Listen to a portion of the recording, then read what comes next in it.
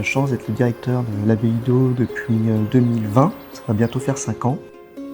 Vous entrez dans l'abbaye cistercienne, Sainte-Marie d'Eau. J'étais à milieu de m'imaginer que j'en aurais un jour la direction. Bien, l'histoire de l'abbaye, en fait, donc c'est les premiers moines qui arrivent fin du XIe siècle, ils construisent leur abbaye, ils s'affilient à l'ordre cistercien et l'abbaye est très présente pendant des siècles sur le territoire.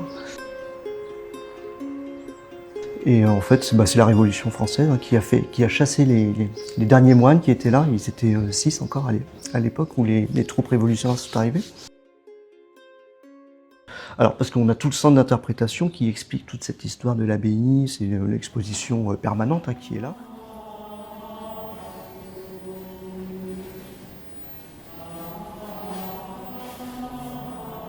Puis après, il y a tout l'aspect d'art contemporain qui permet d'avoir un autre regard sur notre patrimoine.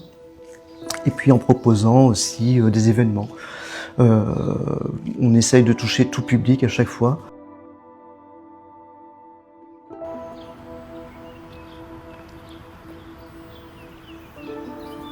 Où j'aime bien me poser, alors surtout l'été, c'est dans ce qu'on appelait l'ancien courtil, qui est une grande terrasse là, dans le domaine, où il y a un petit banc sous les arbres. Et on a une jolie vue sur Saint-Jean-d'Eau, sur la vallée. J'adore ça. Alors les jardins, ce sont des jardins d'interprétation. Donc on a un potager médiéval et puis un jardin des simples, donc avec plein de plantes médicinales. Donc ça reste de l'interprétation. C'est pas là pour nourrir quelqu'un ou pour ramasser les plantes, mais en tout cas pour montrer comment les moines aussi cultivaient à l'époque ces plantes-là. Donc on va trouver que des plantes que l'on trouvait à l'époque médiévale. On ne trouverait pas de tomates ni de pommes de terre. Mais on trouvera les légumes oubliés, parfois pas d'ailleurs, et puis tout plein de plantes médicinales rangées par catégorie pour soigner tous les maux que l'on peut avoir.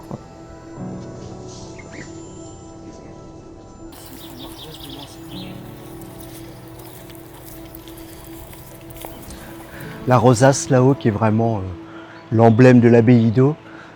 On peut voir qu'elle a été sculptée dans une seule pièce, ce qui est quand même assez exceptionnel quand on voit la taille de cette pièce-là, avec des ronds parfaits.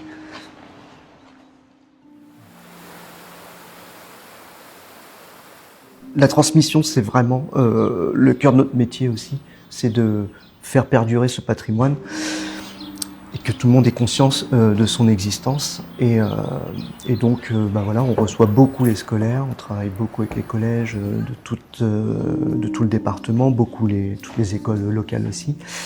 Et à travers des ateliers, des visites guidées, des visites expérientielles, de la réalité virtuelle aussi, parce qu'on propose ça aussi, qui permet aussi de voir l'abbaye telle qu'elle était à l'époque.